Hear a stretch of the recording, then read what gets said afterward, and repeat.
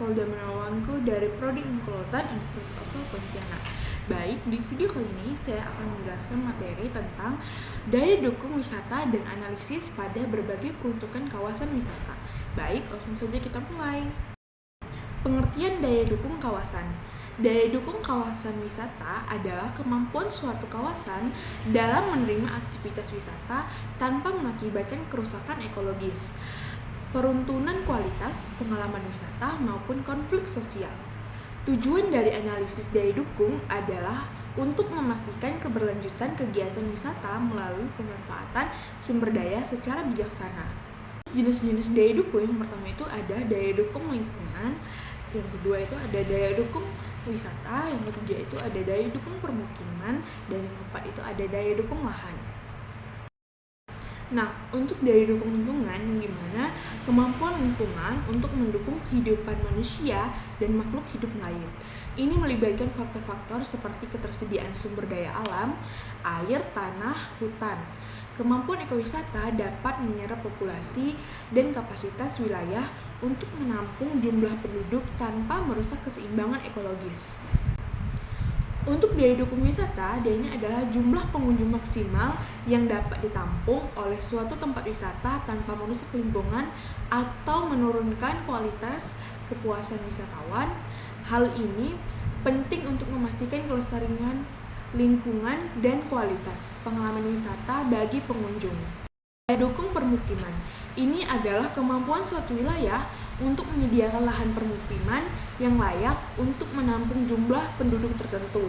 Ini melibatkan faktor-faktor seperti ketersediaan lahan, infrastruktur, dan layanan publik yang memadai.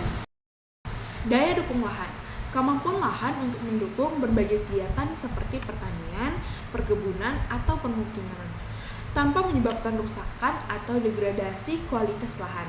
Ini melibatkan faktor-faktor seperti jenis tanah, kesuburan tanah, dan kondisi lingkungan. Pentingnya daya dukung. Yang pertama itu ada pembangunan berkelanjutan, yang kedua ada pencegahan kerusakan lingkungan, yang ketiga itu ada peningkatan kualitas hidup, dan yang keempat itu ada perencanaan ruang yang terukur.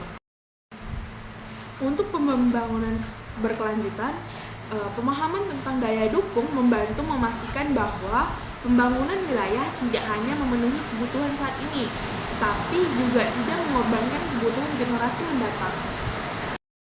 Pencegahan kerusakan lingkungan. Daya dukung membantu mengidentifikasi batas-batas pemanfaatan sumber daya alam dan lingkungan agar tidak terjadi overeksploitasi atau kerusakan lingkungan.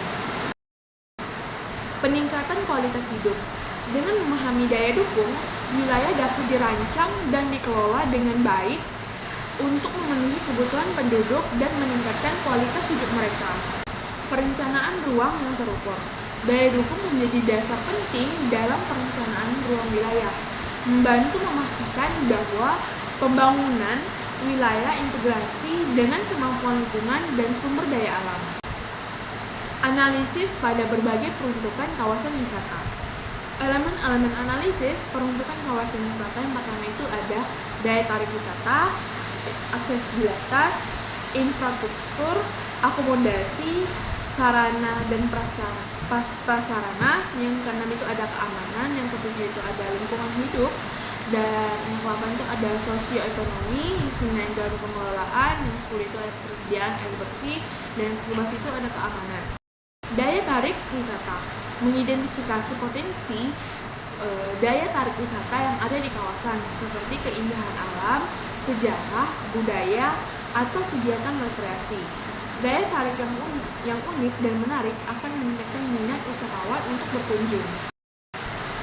Aksesibilitas menilai kemudahan akses menuju lokasi wisata, termasuk jaringan jalan, transportasi umum, dan fasilitas pendukung lainnya.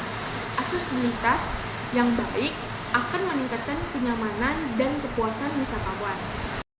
Infrastruktur memastikan ketersediaan infrastruktur yang memadai seperti sarana sanitasi, tempat parkir, penginapan, restoran, dan fasilitas lainnya yang mendukung kegiatan wisata. Akomodasi menilai kualitas dan ketersediaan akomodasi yang sesuai dengan kebutuhan wisatawan, termasuk hotel, penginapan, atau jenis akomodasi lainnya. Sarana dan prasarana memastikan ketersediaan sarana dan prasarana yang mendukung aktivitas wisata seperti area rekreasi, jalur trekking, tempat olahraga air, dan fasilitas lainnya. Keamanan meningkatkan tingkat keamanan di kawasan wisata, termasuk keamanan fisik, keamanan dari bencana alam, dan keamanan terhadap gangguan kriminal. Kondisi lingkungan memastikan keberadaan kondisi lingkungan yang terjaga dan berkelanjutan, termasuk pengelolaan sampah, pengawetan sumber daya alam, dan pengendalian populasi. Sosioekonomi memperhatikan dampak sosial dan ekonomi yang ditimbulkan oleh kawasan wisata terhadap masyarakat sekitar, termasuk peningkatan pendapatan, lapangan kerja, dan pengembangan budaya lokal. Pengelolaan menilai efektivitas pengelolaan kawasan wisata, termasuk perencanaan, implementasi, monitoring, dan evaluasi.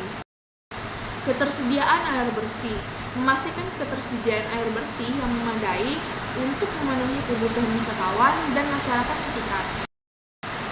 Keamanan menilai keamanan fisik, keamanan dari bencana alam, dan keamanan terhadap gangguan kriminal di kawasan wisata.